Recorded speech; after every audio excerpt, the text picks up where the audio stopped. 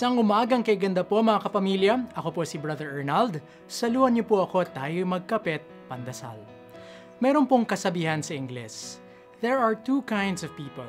The righteous who believe themselves sinners and the rest who believe themselves righteous.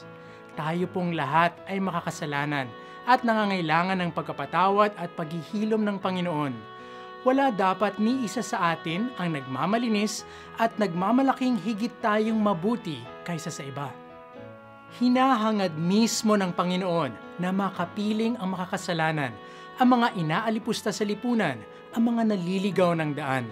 Sa ganoong paraan, tunay niyang maaakay sila. Maaakay tayo sa tamang landas. Hindi tayo ang nagliligtas sa ating sarili, tanging si Jesus lamang ang ating tagapagligtas.